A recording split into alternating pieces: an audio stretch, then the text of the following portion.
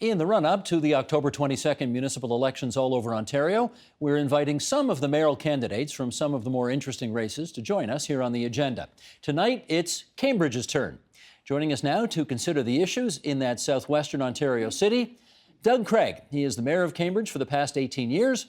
Kathryn McGarry, former Liberal cabinet minister, and Ben Tucci, former city councillor. That's them from left to right, geographically, if not politically. I don't know. We'll get into that. You might be right. Thank you all, incidentally, for making the trip. I know it's not easy to interrupt the campaign to get from Cambridge to here. And I'm not going to assume that everybody in the province of Ontario knows a lot about Cambridge. So, Sheldon, if you would, let's bring up this graphic to start with, just to give people the basic 411 on Cambridge, which is kind of three cities in one.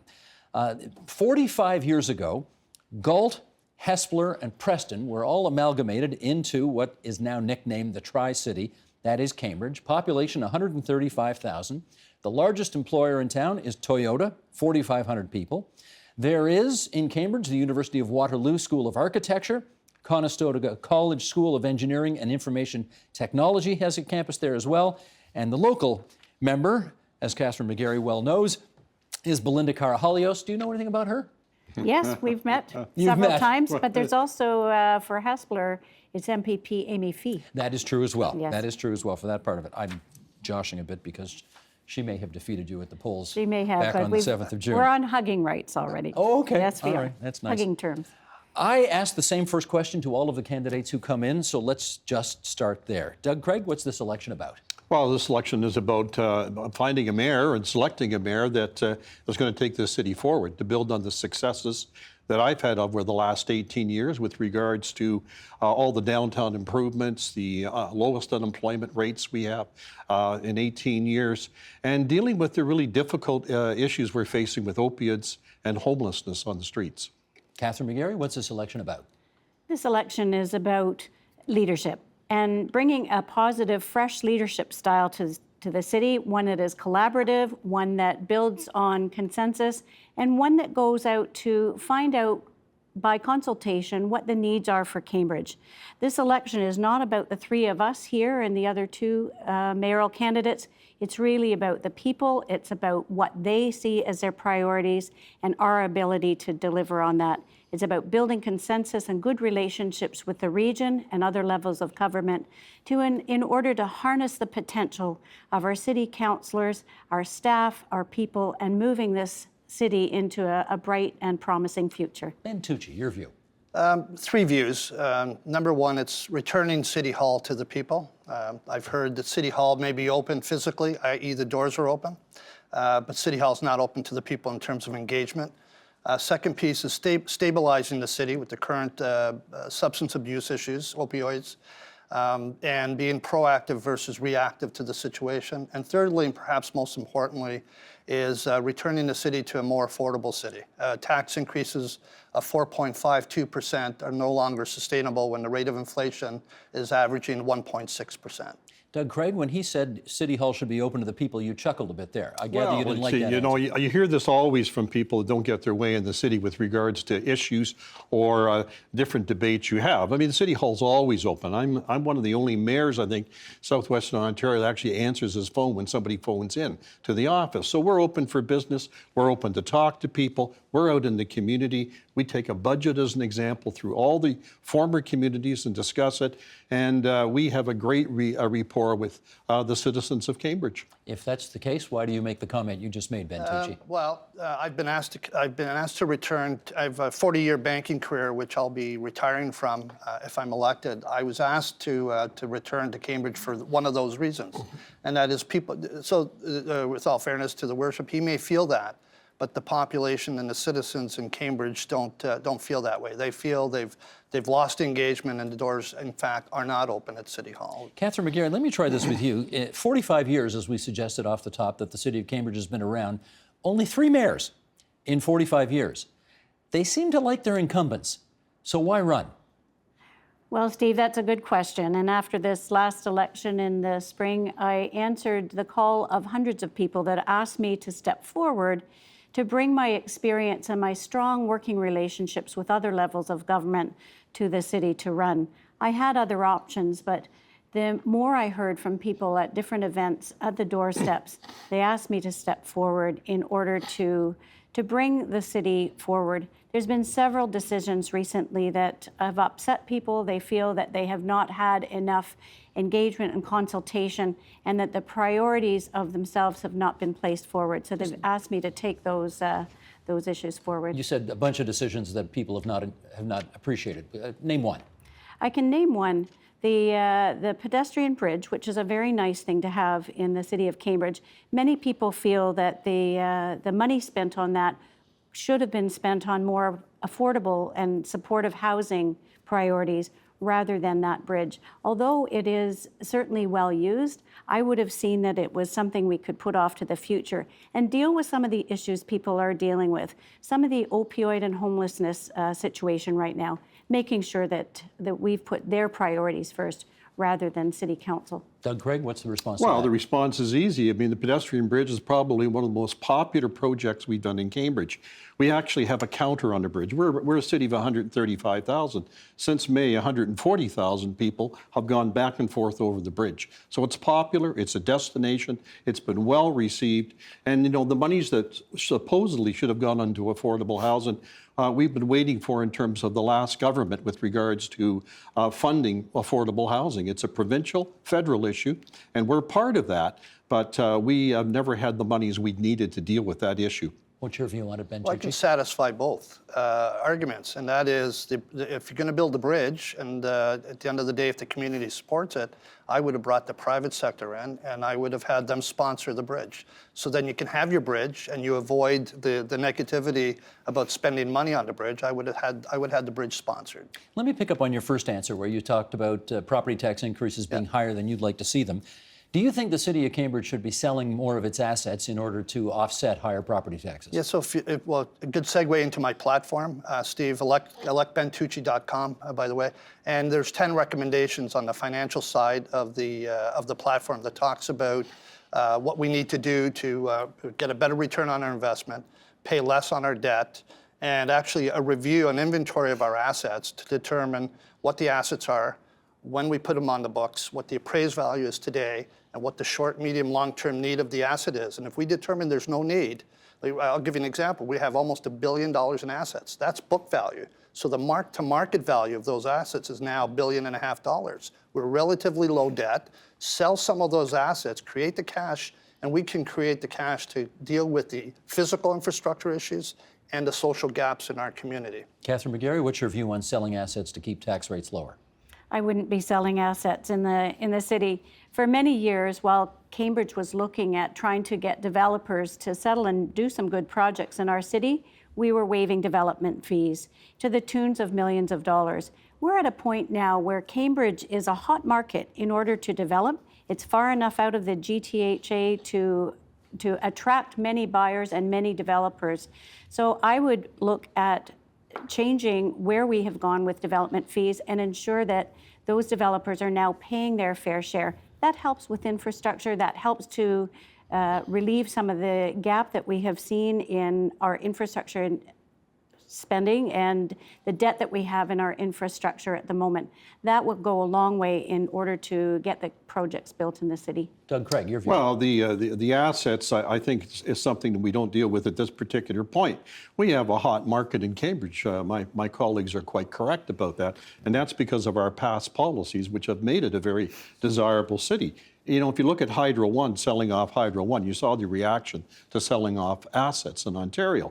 And if you look at Cambridge in terms of where we're going with development charges, they're being concluded in February of 2019. It was that policy that brought in the development industry into Cambridge and has made us a hotbed in Ontario. Ben Tucci? Well, so remember what I said. It's no need for the asset. And so if you're going to wait for developers to come to the community, and they will, I'm talking about being proactive and releasing the money we have today to deal with the issues we have today.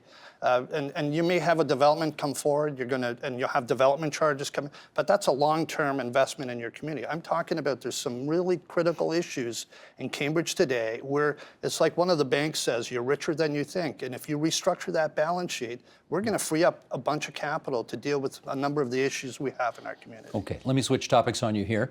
There are many cities across the province of Ontario that are dealing with public transit issues. You know, obviously there's tons of lines going in here in the capital city. Ottawa's dealing with this issue. Hamilton is dealing with this issue, building LRTs and so on and so forth.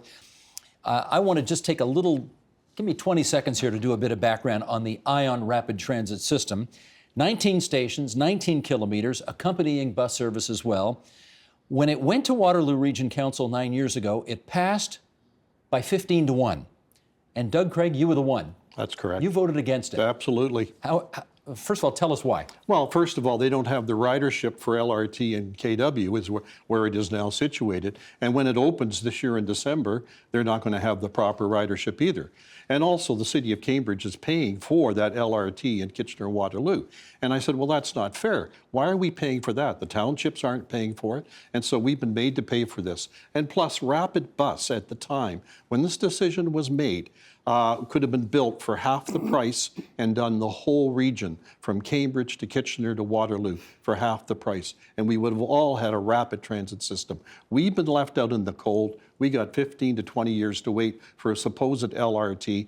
That's why I voted against it. You voted against it 9 years ago. You That's stand correct. by that vote today? I do, absolutely. It was the wrong decision. Kathryn McGarry, your view. I think we will be looking at a transit moving forward. And at the moment, there is a route being selected by the region of Waterloo where many of the citizens are able to weigh in on the route option. There is money set aside at the provincial government level to bring phase 2 of the LRT to Cambridge. We are building transit for the future in order to get people out of their cars, to decrease congestion, to make sure environmentally we're putting fewer emissions into the air. And this is something that a modern city, a modern efficient city is looking for. There are many universities and IT companies and businesses in Kitchener-Waterloo, Cambridge areas that really are making sure that we have good transit options for the future. The millennials don't drive very much anymore. They really want that public transit as they're moving forward in this community. Ben Tucci, your view on this. Yeah, when I sat on city council for 17 years, and when they talking about LRT for Kitchener, I actually went to the region and I spoke at the region and I said, you're making a mistake. Take the billions of dollars that the feds and the province are giving you and our share of the money and actually put it into the Kitchener GO train line and bring GO train to Cambridge, because what you're trying to deal with is people getting in their cars, leaving your region and coming back versus dealing with people going between shopping malls. They didn't listen to me. So now we're fast forward, we're at Cambridge. There's a feasibility study being done. The feasibility study is going to ask whether it's feasible. Do people support LRT in Cambridge? Second question is, do you support the route in Cambridge? Third question should be, do you want to see your property taxes increase by a set amount over the next 10, 20 years to offset the cost? And what I'd like to see happen is those questions be put on a referendum on the ballot for 2022, if it's timely, to have the people decide what they want in terms of LRT. I support the rapid transit buses, which puts it on dedicated lanes versus the LRT. You want to come back on that, Kathryn? I do. I wanted to talk a little bit about GO train to Cambridge. There's been a long-standing issue of track ownership between the Cambridge and Milton corridor, where CP has not allowed passenger trains on their main freight rail. So while I was Minister of Transportation, I went to Metrolinx and we talked about some of the other options to bring GO train to Cambridge. There's a study underway, it'll be completed next year, and that will look at the feasibility of putting a GO train between Cambridge and Guelph to connect to the already in existence line. And the advantage to that line is it is much faster and easier to get to, and it also will connect to the high-speed rail once that is built across southwestern Ontario, providing Cambridge a link not only to the GO train, but the high-speed rail in the future. Doug Craig. Well, that sounds like my plan, because it actually is my plan. It's one I released 4 years ago and said, here's the only other option we've got, which is from Cambridge to Guelph and that hooking into the CN line. So GO train is possible as a secondary route, but the main route from Cambridge to Milton is a viable route, and we just haven't been the priority. Kitchener-Waterloo have been the priority. That's why we're sitting with no GO train. Ben? And on the GO train issue, I look at it, I don't think people are going to be getting out of their cars to sit on a GO train for 2 hours one way, which is the Guelph solution. The Milton solution, if you're going to take a train from Milton to Cambridge, Milton has to become an all-day service. For Milton to become an all-day service, all of the infrastructure from Milton to Mississauga, Streetsville into Union Station has to be redone. We're talking several billions of dollars, a lot of money. With the current environment and quite frankly, tight budgets at all levels of government, I don't see it happening in the near future.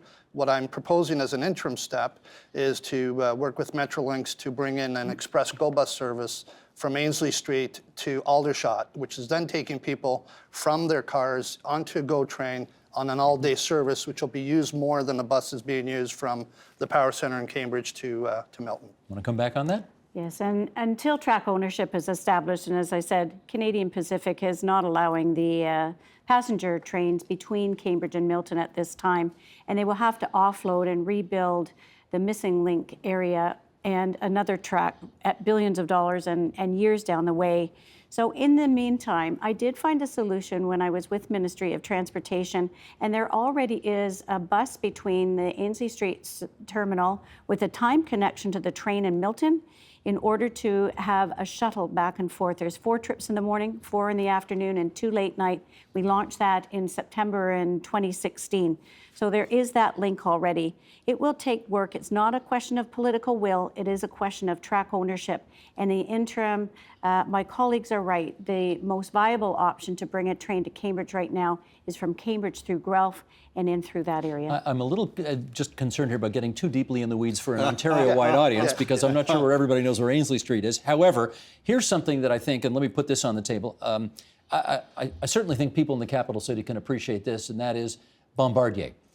This city has had its issues with Bombardier getting rolling stock built and delivered on time. Hasn't happened, missed a bunch of deadlines. Same story in Cambridge. And I wonder, as far as I can, I did some checking on this. They've missed deadlines to deliver about $100 million worth of light rail vehicles to the city of Cambridge. No, you're Kitchener-Waterloo. Kitchener-Waterloo, excuse me, yes. I didn't know you made mistakes. Every day, as the viewers always remind me. Yeah, okay. Yes. I wonder if does that sour, Kathryn McGarry, your view on the viability of the LRT plan at all?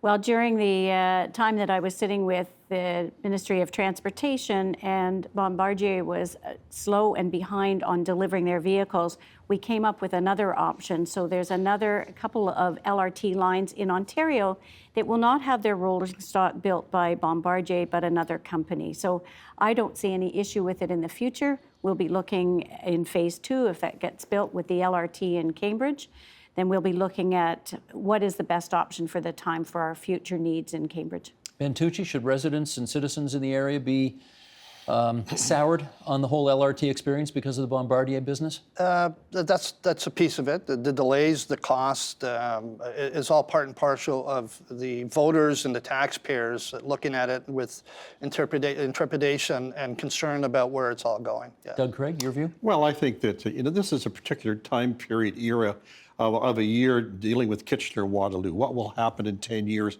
can be completely different. I'm fascinated by the fact that there's money at Queen's Park for the LRT to Cambridge. I'm totally unaware of that. I think everybody else is too. Let me try this one then. Do I have this right that the construction of the LRT in Cambridge has brought $1 billion in building permits along the line? You're talking Kitchener-Waterloo. Kitchener-Waterloo yes, again. They've done remarkably well, Yes. and we have to look at it. And they're now saying, in order to get themselves out of the issue, the fact that the ridership isn't quite there, that we did this to improve development. And that's exactly what has happened. But does that suggest that it would be a good prescription for you guys it would be as well? the same prescription for a rapid bus, too. We would have the same thing. As long as you have the dedicated lane, and you have it through the different parts of your city that will evolve into more development, we'll see the same thing, no question about it. Kathryn McGarry, do you agree with that a BRT can bring as much development as an LRT?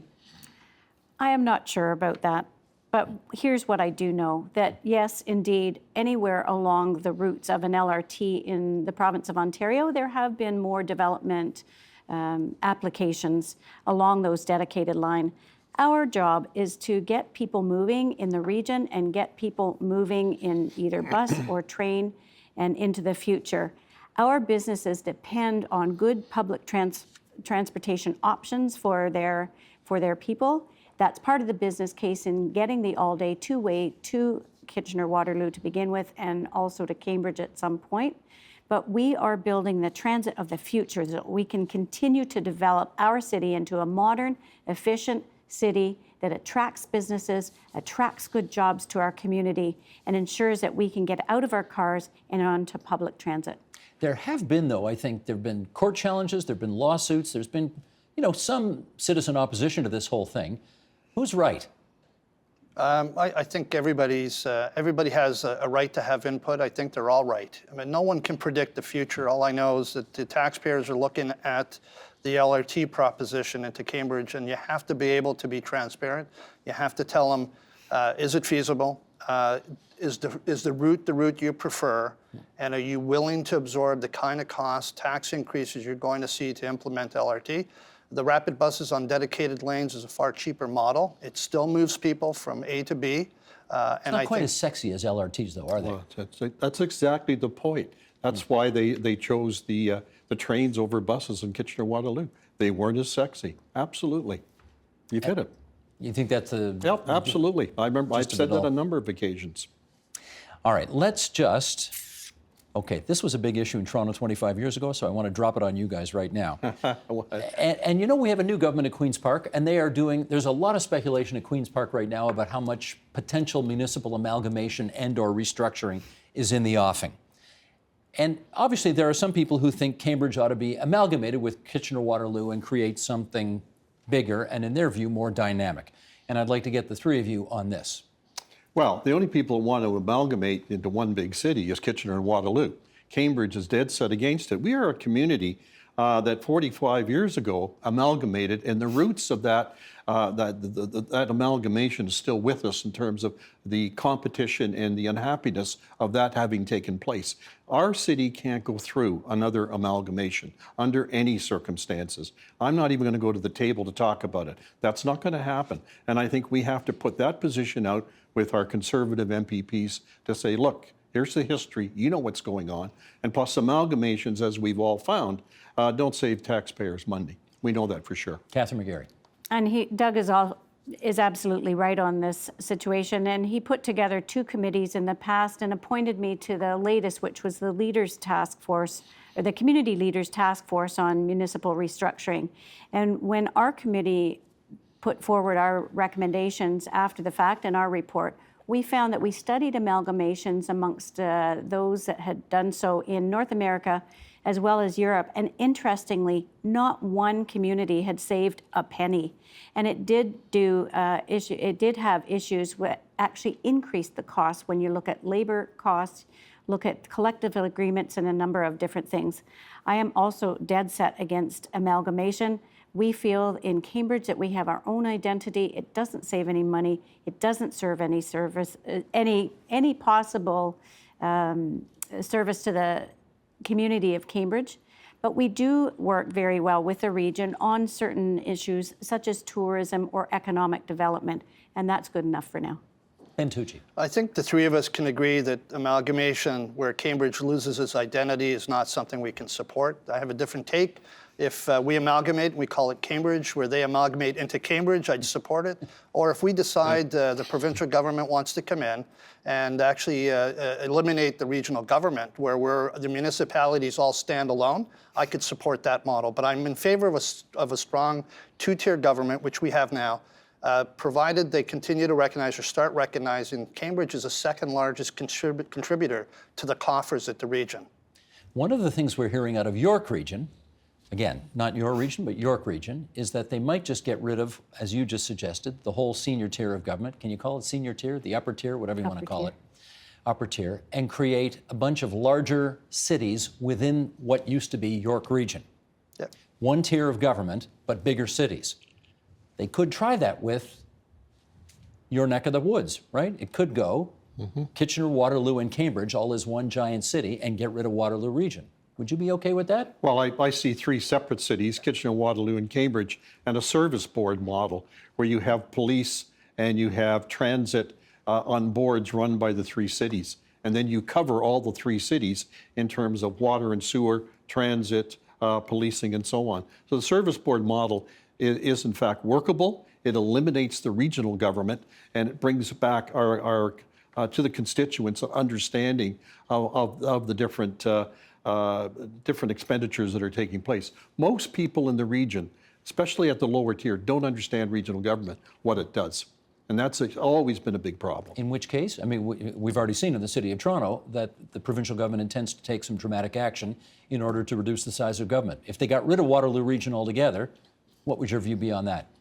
Well, the same thing. I would see that we could do standalone cities and have a service board model in order to purchase the services that we need that the region used to supply. But here's my thought. No one at the doorsteps right now are talking about amalgamation.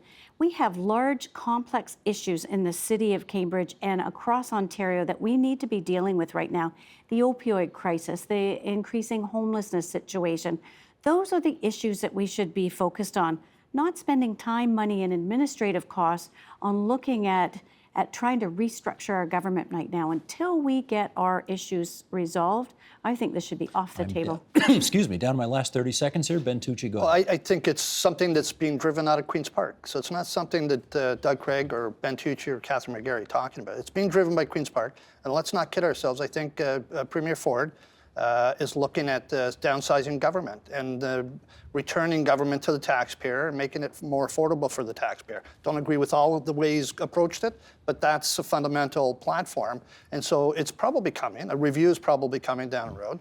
Cambridge is the second largest city, second largest contributor to the coffers. I would support eliminating the region, but not amalgamation into Kitchener-Waterloo, unless you want to call it Cambridge. And then you're okay. Then I'm okay. Got it. I think there's probably consensus at this There's table on that. consensus on that, I'm sure. I want to thank the three of you for making the long trek from Cambridge, Ontario. I don't know how long it took you to get here. I'm afraid to ask. Probably an hour and a half or 2 hours or something. An hour and a half, An hour and a half. Anyway, it was good of you to do it in the midst of the campaign. With a week to go, we're grateful for your time. Doug Craig, Kathryn McGarry, Ben Tucci. Thanks so much, everybody. Thank you very Steve. much. Okay. The Agenda with Steve Paikin is brought to you by the Chartered Professional Accountants of Ontario, helping businesses stay on the right side of change with strategic thinking, insightful decisions, and business leadership. Are you on the right side of change? Ask an Ontario CPA.